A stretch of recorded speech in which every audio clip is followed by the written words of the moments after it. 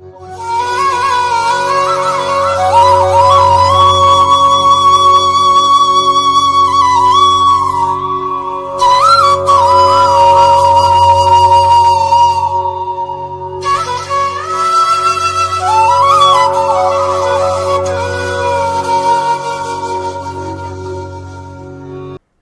Guys, welcome travel with me. तो आज हम जा रहे हैं नासिक। ये ट्रिप हमारी नासिक की है और इस ट्रिप के अंदर हम आपको वहाँ के सारे विजिटिंग प्लेस जो भी अच्छे अच्छे हैं वो सब कवर करेंगे। तो मुंबई से नासिक का जो सफ़र हमने तय किया था, जो कि था बाय रोड, हम लोग गाड़ी से गए थे और मुंबई से नासिक 168 किलोमीटर है। और जब आप मुंबई से नासिक जा रहे हो तो आपको उस रोड पर, हाईवे पर कुछ पॉइंट्स और अच्छे मिलेंगे देखने के लिए, जिन्हें आप कवर कर सकते हो, जैसे कि आसन गांव। तो मुंबई से आसन गांव 69 किलोमीटर था, तो हमने सोचा क्यों ना हम पहले आसन गांव चले जाते हैं, क्योंकि वो रास्ते में ही था और बहुत ही प्यारी जगह है दोस्तों वो भी। लेकिन वहाँ पे आसन गांव में भी काफ़ी सारे प्लेसेस हैं, जिनमें से हम एक प्लेस पर गए थे जो कि था आसन गांव का मानस मंदिर। ये बहुत ही सुंदर है दोस्तों और ये एक जैन टेम्पल है। इसकी तो जो ब्यूटी है वो देखने से ही बनती है। अगर आप हाईवे पर जा रहे हो या फिर आपको आसन गांव ही आना है तो इस जगह को ज़रूर कवर कीजिएगा, क्योंकि ये बहुत ही प्यारा है। और यहाँ पर आपको एक कैंटीन भी मिल जाएगी, भोजनालय है। अगर आप खाना वाना नहीं लेके आए तो आप वहाँ पर खाना भी खा सकते हो। पार्किंग के लिए आपको सामने ही जगह मिलेगी मंदिर के, आप वहाँ पर अपनी गाड़ी पार्क कर सकते हो। और इसका टाइमिंग रहता है ओपनिंग का सुबह 7 बजे से शाम के 7 बजे तक, तो आप यहाँ पर कवर कर सकते हो। और उसके बाद हम लोग चल दिए थे अपनी एक दूसरी डेस्टिनेशन की तरफ, जो था इगतपुरी। इगतपुरी बहुत ही प्यारी जगह है फ्रेंड्स, जैसा कि आप देख सकते हो। इतनी सुंदर जगह थी कि हम लोगों ने रोड पर रुक कर अपनी कुछ फ़ोटोज़ क्लिक की और फिर उसके बाद हम चल दिए पगोड़ा सेंटर।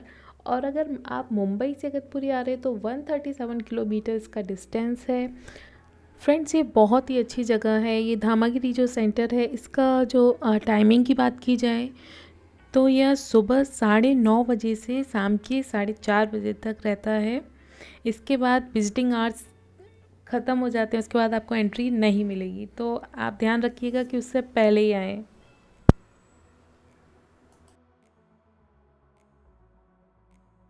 हम आ चुके हैं पगोड़ा, और इसको मेडिटेशन सेंटर भी बोलते हैं। ये है इगतपुरी का, और हमने पहले कवर किया था वो था मुंबई का पगोड़ा मेडिटेशन सेंटर। और ये है इगतपुरी, जो मुंबई वाले से काफ़ी बड़ा है और हिल स्टेशन पे है, तो इसकी खूबसूरती बहुत ही अलग है।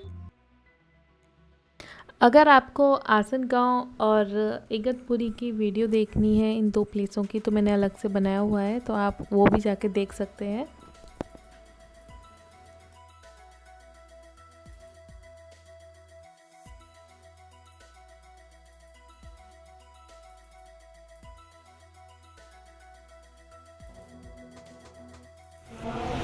फ्रेंड्स, तो हम हैं आज नासिक में और ये है गेस्ट हाउस, तो आपको इसका टूर दिखाता हूँ लेके। गेस्ट हाउस पंचवटी में था, जिसका नाम था रागीर, और ये बहुत ही अच्छा गेस्ट हाउस था। अगर आपको इसकी फुल वीडियो देखना है तो प्लीज़ मुझे कमेंट कीजिएगा, मैं पूरा वीडियो बना के आपके साथ शेयर करूँगी। तो यहाँ पर हमने 2 रूम बुक किए थे और जैसा कि आप देख सकते हो एकदम घर वाली फीलिंग आ रही थी यहाँ पर। और आपको जो बनाना है वो बना सकते थे किचन में। सामान आपका खुद का रहेगा और कुछ जो मसाले थे वो सब उनकी तरफ से थे, तो बहुत अच्छा था। फिर उसके बाद हम लोग इवनिंग में निकल गए थे पंचवटी की सैर करने के लिए। तो सबसे पहले गए थे हम यहाँ शिव जी के मंदिर। तो यहाँ वीडियोग्राफी अंदर अलाउ नहीं थी, तो बाहर से ही हमने थोड़ा सा शूट करी। तो फ्रेंड्स, हम हैं होली सिटी नासिक में और ये हमारा फर्स्ट टेंपल है जो हम कवर करने जा रहे हैं। और हमने पंचवटी में ही अपना स्टे किया है, जो कि है राहगीर गेस्ट हाउस।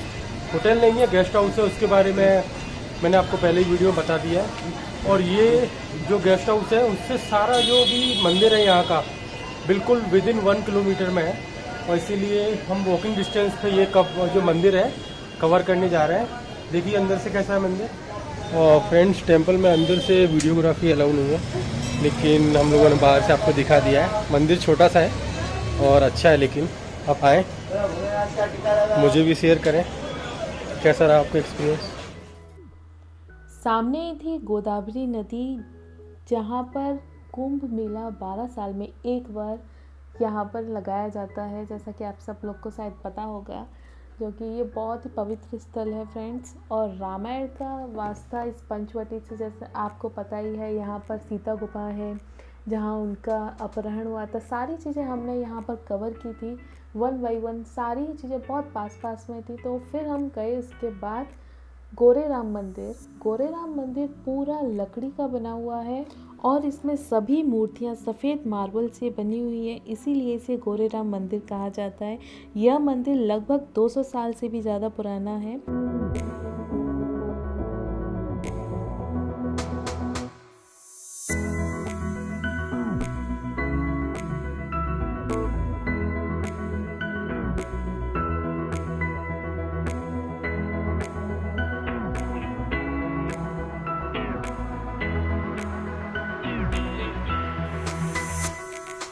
गोरेराम मंदिर के बाद हम लोग निकल गए थे कालाराम मंदिर के दर्शन करने के लिए।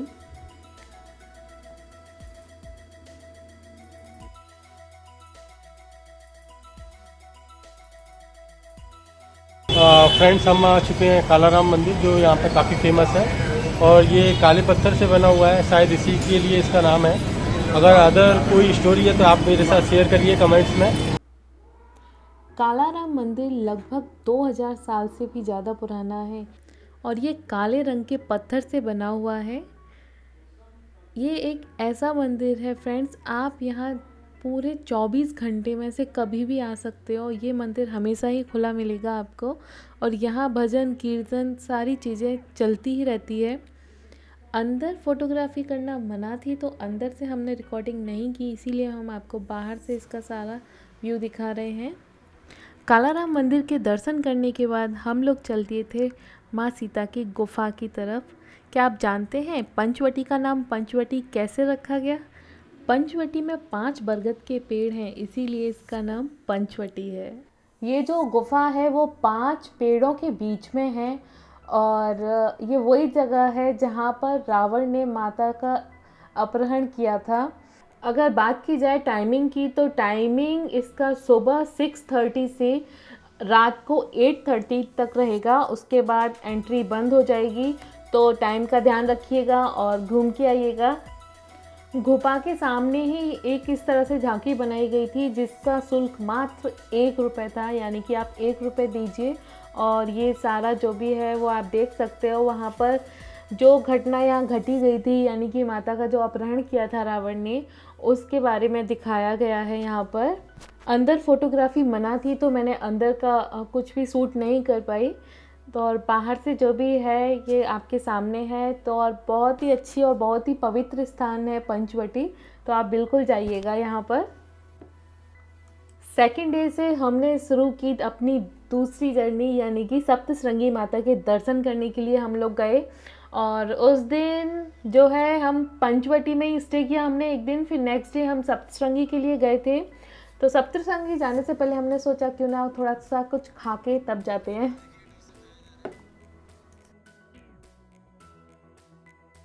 ये देखिए डोसा खाया जा रहा है सुबह सुबह। हम पंचवटी चौक पे हैं और यहाँ से हम लोग आज अपना डे सेकंड जर्नी स्टार्ट करेंगे। और मैडम देखिए,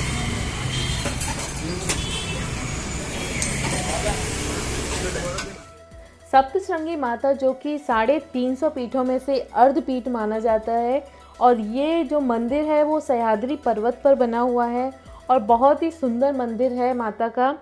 यहाँ पर सप्तशृंगी माता के आप दर्शन कर सकते हैं। और सप्तशृंगी जाने के लिए अगर आप बाय कार जा रहे हैं तो आपको 65 किलोमीटर का डिस्टेंस है, और अगर आप बस से जाना चाहते हैं तो नासिक बस स्टैंड से आपको वहाँ के लिए सीधे बस मिल जाएगी, जिसका टिकट 120 रुपये है और हर आधे घंटे में वहाँ से बस मिल जाती है। मंदिर पहुँचने से पहले वहाँ पर मिलता है एक सेल्फ़ी पॉइंट। ये जो सेल्फ़ी पॉइंट है यहाँ पर खड़े होकर आप अपनी सेल्फीज ले सकते हो, नेचर देख सकते हो। चारों तरफ इतनी ठंडक और इतना सुंदर वेदर हो रखा था उस टाइम, ऐसा लग रहा था जैसे कि हम बादलों में पहुँच चुके हैं। बहुत ही अच्छा मौसम था। तो यहाँ पर हम कुछ देर खड़े हुए और हम लोगों ने कुछ फ़ोटोज़ निकाली और थोड़ा सा भुट्टा वुट्टा खाया और थोड़ा इन्जॉय किया। तो फ्रेंड्स, हम लोग आ चुके हैं सप्तशृंगी माता के, और ये बिल्कुल पहाड़ों में आप देख सकते हैं, ऊपर पहाड़ों में इनका मंदिर है। और ऊपर जाने के 2 रास्ते हैं। एक ये देखिए वो जा रही है, बस जैसा है वो, ट्रेन मान सकते हैं बस, वो ऊपर जा रहा है एकदम। और दूसरा सीढ़ी, तो अगर आपको सीढ़ियों से जाना है फिटनेस तो कर सकते हैं। और ऊपर बस से हम अभी रोपवे से जाएंगे, इसको रोपवे बोलते हैं। और पार्किंग कर सकते हैं। हमने थालियाँ लिए इस तरह से माता के लिए। चलिए आते हैं। फिर हम लोग चले गए थे रोपवे की टिकट लेने के लिए, क्योंकि हमको सीढ़ियाँ नहीं चढ़ पाएंगी, इतनी बहुत ज़्यादा थी। तो सोचा रोपवे से जाते हैं। तो रोपवे का जो टिकट जहाँ से लेते हैं वहीं से उसका एंट्रेंस है अंदर जाने के लिए।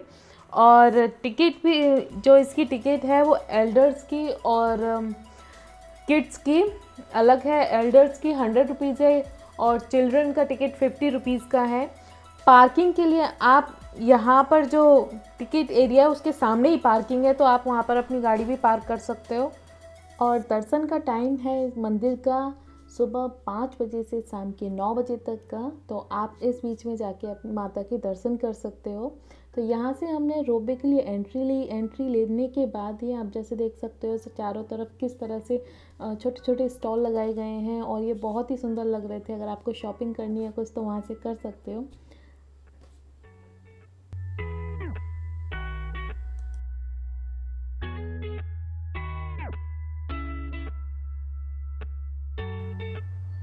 एंट्री करने के बाद फिर हमने ली माता का प्रसाद, जो कि हम ऊपर जाके चढ़ाएंगे, दर्शन करेंगे जब।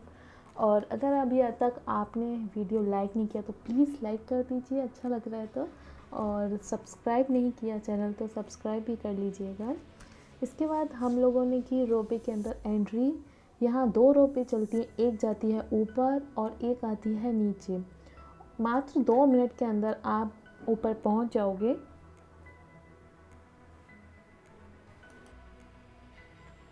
माता का मंदिर 7 छोटे बड़े पहाड़ों से के बीच में है और इसीलिए इसको सप्तशृंगी मंदिर बोला जाता है।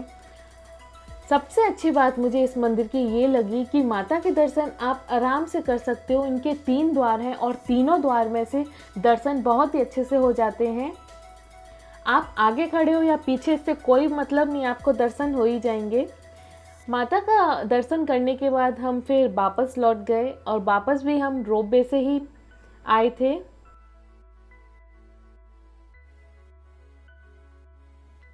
सप्तशृंगी माता के दर्शन करने के बाद हम लोग चल दिए त्र्यंबकेश्वर। अगर आप त्र्यंबकेश्वर नासिक से जा रहे हैं तो आपको त्र्यंबकेश्वर की जो डिस्टेंस है वो 30 किलोमीटर है और 47 मिनट्स आपको वहाँ पहुँचने में लगेंगे। और हम लोग जा रहे थे सप्तशृंगी गढ़ से नासिक त्र्यंबकेश्वर, तो वहाँ से हमको लगा था करीबन 2.5 आवर्स और जिसका डिस्टेंस था 94 किलोमीटर। तो फ्रेंड्स, हम आ चुके हैं त्र्यंबकेश्वर और अभी शाम के 6 बज रहे हैं। तो त्र्यंबकेश्वर के हम दर्शन कल करेंगे। और आज हम जहाँ पर रुके हुए हैं वो बहुत ही स्पेशल जगह है। ये है गजानन महाराज का ट्रस्ट और इनका कैंपस बहुत ही अच्छा है। और हम, अगर आपने हमारा सेगांव वाला वीडियो देखा है तो आप उसको देखिए, नहीं देखा है तो। और उसी में हम इनके ही ट्रस्ट में रुके थे। इनका बहुत बड़ा यहाँ पे एक तरह से आश्रम बोल सकते हैं और बहुत ही इकोनॉमिक रेंज में है। काफ़ी सस्ते में आपको 500 रुपये में हम 5 लोगों के लिए रूम मिल गया है। और एसी भी है, नॉन एसी भी है। अभी यहाँ पे वेदर आप देख सकते हो पूरा बादलों से घिरा हुआ है, तो एसी की ज़रूरत नहीं है। हम नॉर्मल रूम में रुके हैं और बहुत ही अच्छा है। आप इस तरह से देखिए, वहाँ पे आपको बालकनी दिख रही होगी और सेम वो वाला हमारा है वहाँ पे बालकनी वाला, और बहुत ही अच्छा। और उनके मंदिर है यहीं पे कैंपस में। हम उस मंदिर के दर्शन करने जा रहे हैं अभी। तो चलिए देखिए मंदिर कैसा है उनका। फ्रेंड्स, गजानन महाराज का जो भक्ति निवास है वहाँ पर आपको हर तरह की फैसिलिटी मिलती है। वहाँ पर रहने के लिए और खाने के लिए हर तरह की व्यवस्था है। और इसका मैं अलग से एक वीडियो बनाऊंगी जिसमें आपको सारी डिटेल मिल जाएगी, तो आप उस वीडियो को ज़रूर देखिएगा। सबसे अच्छी बात यहाँ की ये है कि भक्ति निवास के पास में ही ज्योतिर्लिंग है, तो आप मतलब वॉकिंग डिस्टेंस पर ही है, तो आप आराम से पैदल वहाँ जा सकते हो। तो अगले दिन सुबह हम लोग अच्छे से तैयार होके ज्योतिर्लिंग के दर्शन करने के लिए निकल गए।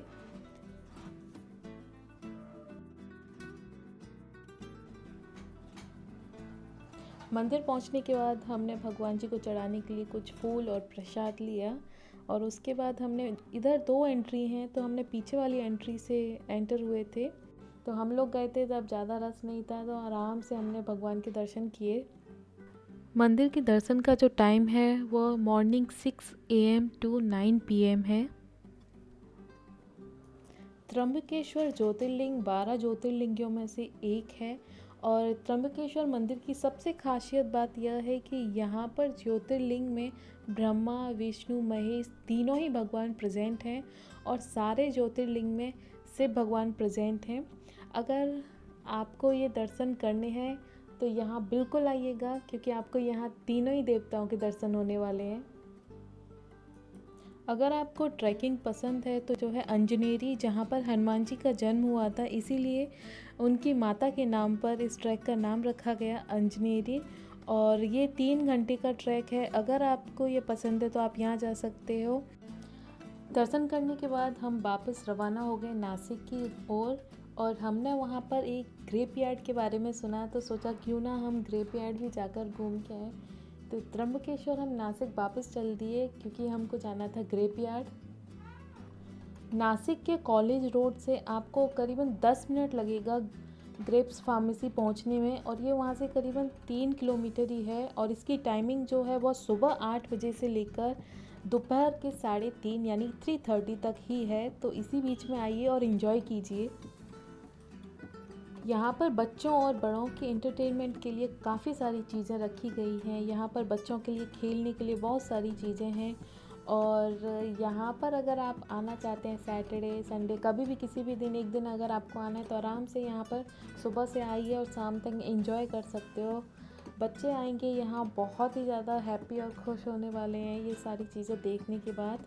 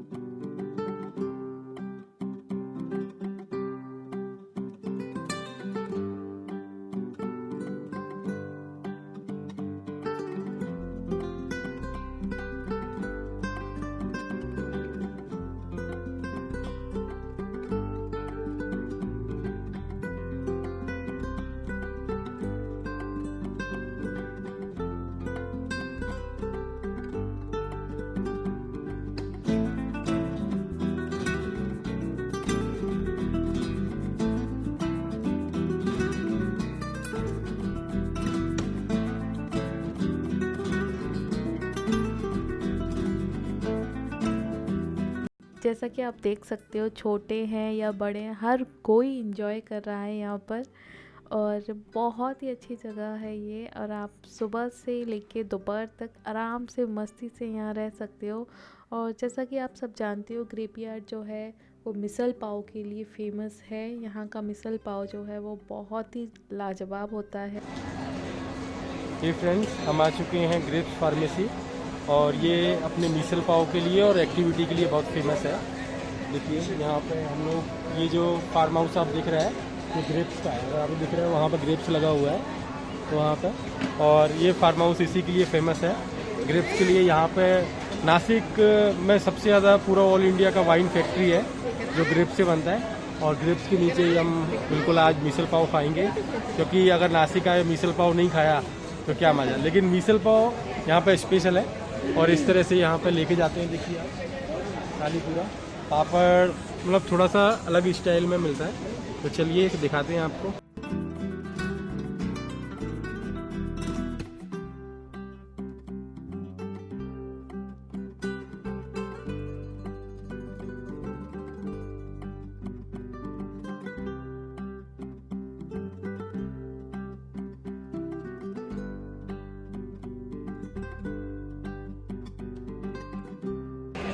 आप क्या खा रहे हैं?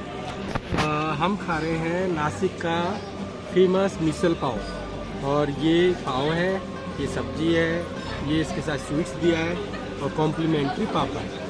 और ये पेट पूजा करने के बाद अच्छे से मिसल पाव खाने के बाद हम लोग चल दिए MTTC बोट क्लब की ओर। ये जो प्रॉपर्टी है वो गवर्नमेंट प्रॉपर्टी है और देखने से आपको लगेगा नहीं कि ये गवर्नमेंट प्रॉपर्टी है, क्योंकि अंदर से बहुत ही ज़्यादा खूबसूरत और बहुत ही अच्छी है। एंट्री फीस इसकी वीक डेज पर जो एडल्ट्स की है वो 70 है और किड्स का 30। वहीं पब्लिक हॉलीडेज़ और वीकेंड पर एडल्ट्स का जो फ़ीस है वो 100 रुपीज़ हो जाता है और किड्स का 50 रुपीज़। और इसकी जो टाइमिंग है वो मॉर्निंग 9 AM से इवनिंग 8 PM तक है। यहाँ हम लोगों ने बहुत मस्ती की, घूमे फिरे, लेकिन हमको बोटिंग करने का मौका नहीं मिला क्योंकि जब हम गए थे उस टाइम पर बोटिंग बंद थी, कुछ प्रॉब्लम आ गई थी इसलिए। तो इस कारण से हम लोग बोटिंग तो नहीं कर पाए, लेकिन वहाँ का जो भी वेदर था, एनवायरनमेंट था, जो भी कुछ था वहाँ बहुत ही अच्छा था। इतने रोमांटिक तो सॉन्ग चल रहे थे वहाँ पर और मज़ा ही आ गया फ्रेंड्स। आप कभी भी यहाँ जा सकते हो और इन्जॉय कर सकते हो।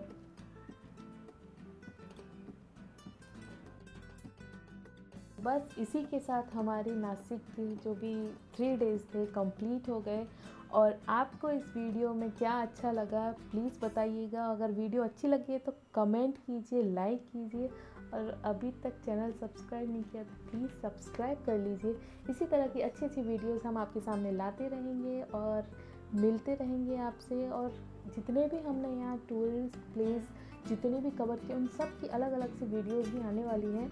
तो अगर आप उनको देखना पसंद करते हैं तो आप देखिएगा, मैं लिंक्स ज़रूर दे दूँगी। तो हम चल दिए हम वापस से मुंबई की ओर। तब तो मिलते हैं आपसे नेक्स्ट वीडियो में, जब तक के लिए बाय।